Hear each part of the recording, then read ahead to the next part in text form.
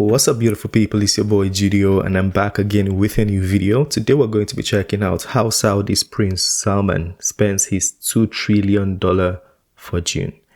Not $2 million, not $2 billion, $2 trillion. That's crazy. Let's get to it. That I don't watch the news regularly, but I could have sworn that Elon Musk was the richest man in the world. In fact, at the time of making this video, Bloomberg puts his net worth at $272 billion, and everyone is still waiting for him to become the first trillionaire in history. So, how is it then that you've just clicked on a video that's about to show you how the Prince of Saudi Arabia spends his magnificent $2 trillion fortune? A fortune that obliterates the combined wealth of the top 17 richest people on any list today? Well, I'm glad you asked. One man has all I'll this keep money. the answer short, sweet, and crude. Oil. You see, as the Short, sweet, and crude oil. anointed de facto ruler of a country that bears his last name as its first name, Mohammed bin Salman bin Abdulaziz Al Saud, or MBS, sits at the top of Aramco, the biggest oil and gas company ever. It's the third most valuable company, behind only Apple and Microsoft, and ahead of Alphabet, Meta, Berkshire Hathaway, Amazon, and of course, Tesla. These matters way less on Mars, but the truth is, MBS does have control over what he can splurge millions on from his own wealth and from the wealth of the Kingdom of Saudi Arabia. And on top of Aramco, MBS also controls the Sovereign Wealth Fund of Saudi Arabia, called the Private Investment Fund, and with assets of $500 billion. You begin to wonder, what can you possibly buy as a gift for someone who is obviously filthy rich? And boy, Nothing. are some of the ridiculous items on They this just need list care and that color affection. you jealous. Especially since the first on our list is the painting called Salvatore Mundi, the most expensive painting in our history. This I thought that was the Mona Lisa. magnificent piece was done in the 15th to 16th century by none other than Italian Renaissance artist Leonardo da Vinci, who, just like MBS, didn't know where to draw the line with the gifts he was born with. The Salvatore Mundi did a tour in 2017, where it was displayed at exhibitions in Hong Kong, San Francisco, and New York. During its exhibition in New York by the auction house called Christie's, it was purchased by the Saudi Arabian Minister for Culture, Prince Badr bin Abdullah, for $450,300,000, about $500 million. The claim was that it was for display at the Louvre Abu Dhabi, but reports have it that Prince Badr bin Abdullah was actually standing in for MBS, who is currently in possession of the masterpiece. Salvatore Mundi, meaning Savior of the World, is a beautiful painting by Da Vinci that features a portrait of Jesus Christ holding a non-refracting crystal orb in his left hand. This painting of Jesus is on Mohammed bin Salman's mega yacht, where he's hung it on the wall with one nail instead of three. You can say MBS does like With putting an one extra nail layer instead of of that three. pizzazz He doesn't really care about it then. on all his things. It may be a $500 million painting of one of history's most influential people on his wall, or just extra gold coating on his already expensive fleet of cars, like his gold-plated Bugatti Veyron Grand Sport. This car costs a whopping $12.5 million, and the Grand Sport has been recognized as one of the fastest street legal vehicles in the world, with a speed of 431 kilometers per hour and a 0 to 100 kilometers per hour acceleration in 2.5 seconds. That acceleration just about edges that of the Lamborghini Aventador SVJ, which goes from 0 to 100 kilometers per hour in 2.8 seconds. Spending on luxury vehicles goes from 0 to 100 in the blink of an eye, because he splurged almost $8 million to buy this Lamborghini, and, of course, covered it in gold. In fact, he owns a I Rolls-Royce think that's a rap. Isn't that a rap? Phantom Drophead Coupe, a Bentley Continental Flying Spur, a Rolls-Royce Phantom Coupe, a Range Rover, and a Mercedes G63 6x6 truck, for a grand total of $36 million. And, of course, he's covered them all in gold, and even ornamented the chairs with gold-like embroidery. At this point, maybe his cars run on gold instead of gas, and if that doesn't fuel your desire to get rich, maybe his magnificent French chateau called the Chateau Louis XIV will. Back Back in 2015, when Prince Salman purchased somebody's this mansion house. for $300 million US, it became the world record purchase for a residential property. But MBS didn't stop there. No, instead he got to work and employed Saudi-born French property developer Imad Khashoggi to rebuild and redesign the mansion. Khashoggi merged high-tech installations and controls with 17th century craft traditions and employed them in the rebuilding of this 57-acre chateau. Over the course That's of a 3 palace, years, not a house. over 131,000 people worked on this mansion. That's an average of 120 people per day. They included experts like stonemasons building the house to style, marble workers who sculpted a pristine statue of Louis XIV and molded for the Grand Siècle-style fireplaces, gardeners that designed large expanses of parks and French-style gardens with embroidered box hedges and tree-lined labyrinths, and painters and decorators that painted the ceilings of several reception halls, master suites, and the cupola of the main drawing room. The chandeliers are magnificent high lights hanging in the The house is an art piece. This is beautiful. I feel like the other house that I think is this beautiful because of the interior design and the art in the interior is the Kremlin. When I saw the interior of the Kremlin, it's beautiful in there.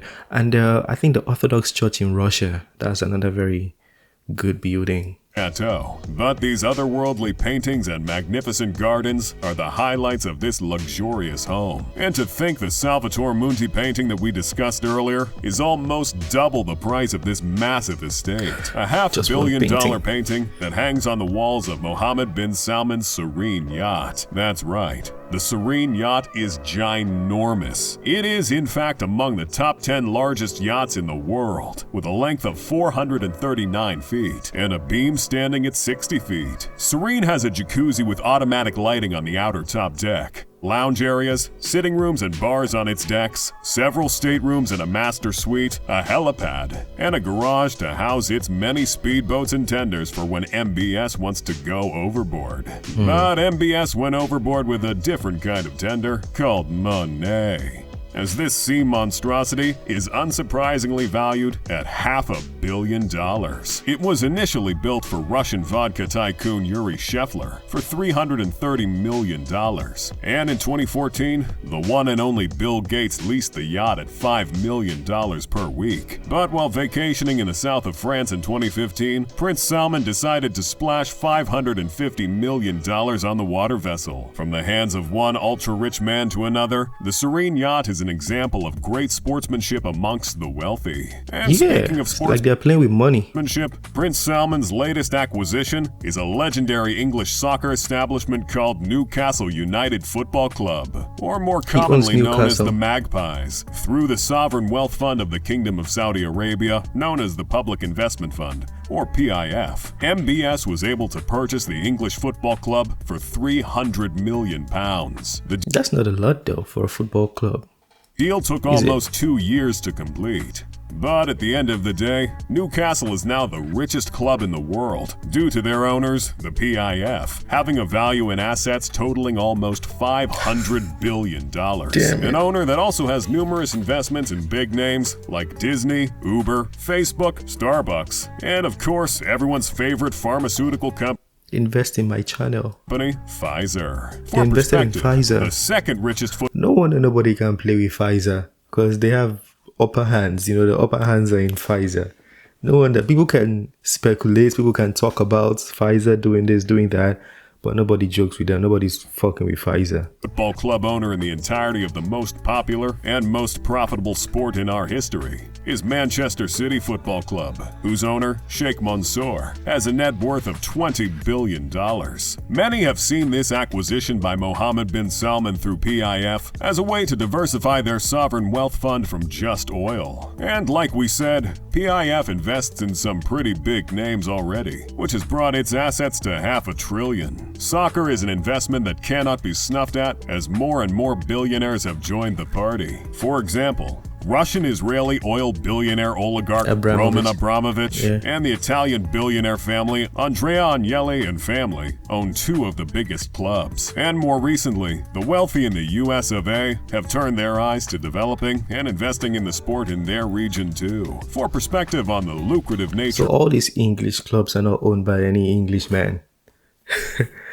I don't know if that's a good thing or a bad thing, but what do you guys think? Of soccer. A top soccer club like Manchester United or Chelsea spend more on players' wages in a single year than the entire civilizations of the world spend on asteroid defense. This is a great deal for the Magpies to elevate them to that level, but it's also great for MBS and the PIF. And perhaps the human race needs to set its priorities right on world-ending asteroids. Except for this guy, the rest of us have room for improvement. But Hotel Abraj Kudai is one hotel that doesn't have room for improvement. You know, seeing as it's... I like the punchline. The author is very, very smooth and sleek with this transitions. I'm liking the author. 10,000 rooms make it the Guinness World... What? 10,000 rooms? Did I hear them right? For improvement. But Hotel Abraj Kudai is one hotel that doesn't have room for improvement. You know, seeing as its 10,000 rooms make it the Guinness World Record holder for the biggest hotel in the world. It's another project by the Ministry of Finance and will cost $3.5 billion to complete. It is one of the most impressive and audacious mega projects going on in the world today, and it is also part of MBS's plan to diversify his nation's economy. With its location in the city of Mecca, this hotel is perfect for exploiting an already profitable venture, pilgrimage. Abraj Kudai will cover 1.4 million square meters across 12 great towers and its 10,000 rooms. It is fitted with 4 helipads, garage space enough for almost 3,000 cars, 70 restaurants, and more. Spending a night in the luxurious rooms will cost $5,000. And you'll get to enjoy amenities like the gym and wellness centers. I want to visit there one day. Spas, massages, luxury car rentals, fresh and thermal water baths, scrubs, saunas, pools, and more. Prince Salman also had the architects from Dar Al Hadassah and interior designers from London-based Arene Hospitality Company do something special for the royal family. And that is the fact that the first 5 floors of Hotel Abraj Kudai are set aside and designed to the taste of MBS and members of the royal family whenever they wish to visit. With the wealth at his disposal, MBS might as well build a city from scratch. Wait, he wouldn't, right? Right? Boys and girls, Mohammed bin Salman bin Abdulaziz Al Saud is building a city from scratch. It's called Neom, and it's the most ridiculously ambitious thing you've ever seen. First of all, Neom is a smart city under construction with a name from 2 words. Is it currently under construction now? I want to know, like, are they building it right now, or is just like a fiction there, or an idea for now? Meaning new, and the abbreviation of the Arabic word for future. Basically, it's a city so futuristic, they had to name it twice. But seriously, when MBS announced this project in October of 2017, the plan of creating the first self-sustaining, advanced, smart, and net zero carbon emissions city in the world was the promise. You know, an actual place where the aliens can lodge when they eventually come. So with OneWeb, what it's about is, if you think about what we're trying to do at Neom, Neom is an accelerator of human progress, not just some humans, but all humans. So we want to make sure that the connectivity creates an environment that we call digital air. That means wherever you are, you don't have to worry about, is it Wi-Fi? What's the connection speed?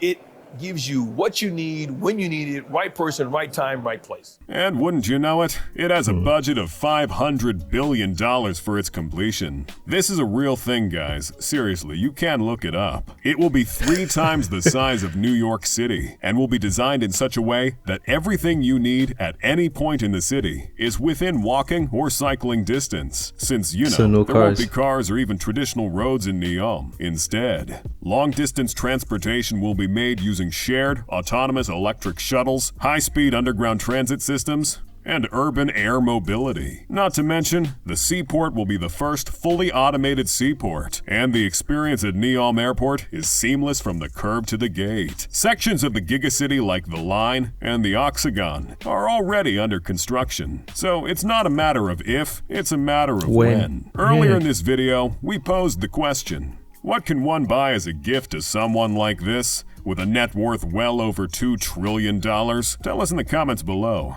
Wrong responses only. But truth be told, we Wrong responses only. may never know. MBS controls 553 million acres of land, filled to the brim with crude oil. He's technically the second largest landowner in the world, ahead of the Pope and behind only the Crown and Queen of England. And it's not every day you find yourself The Pope has so much land? How? amongst two of the I didn't know most the Pope was that powerful rich. people on God's green earth. Speaking of powerful people, click this video to find out the families that secretly rule the world. And I'll see you there. Oh my goodness. They are oppressing us, guys. That's intimidation. I like to bring these videos to motivate you and motivate myself, but that one was intimidation. Like, you buy all your cars and paint it all with gold, like just your cars that you barely even drive, because you have a yacht, you have a private jet, you have a very nice house. You probably don't even drive the car, but it's still covered in gold. That's intimidation. Anyways, I still want to visit one of the houses. I just want to be in the mix, So Saudi Prince, if you're watching, if you're ever going to see my video, I don't know if it's going to happen ever, but just in case, just link up, link up, call me. You don't have to say too much. Just say, hey, I'm going to fly over to Saudi Arabia. Don't say too much. Don't even say, how are you? Just send me, hey, I'll fly over. Oh my God, that was beautiful. See the yachts, like, people are so wealthy, so rich, and you wonder how they got there. You wonder if they had two heads. I'm getting emotional just watching all these videos, man. I feel like I'm gonna cry now. I'm not ending the video anymore, guys. All of you should donate all your salary and income. Let me see if I can get to $2 trillion. Donate to what charity? The Vibe with Judeo charity. That's my pocket. Oh my God. That's one man. One man. Yeah, we can all do it. We can all do it. Shit. I don't know what to say anymore. I'm gonna cry. I've been highly intimidated in this life. I've been tortured by just one video. All that money. But what is exciting to see is the city he's building, the green city. Is going to be 2 times the size of New York and $500 billion. But all green energy. I want to see it. I would like to visit there. They don't need to invite me. I'll pay and go and see, just to go and take a sneak peek. Even if I cannot rent a hotel there, I'll just go see, breathe in the air, then go back. Oh my goodness. Anyways, enough of the intimidation.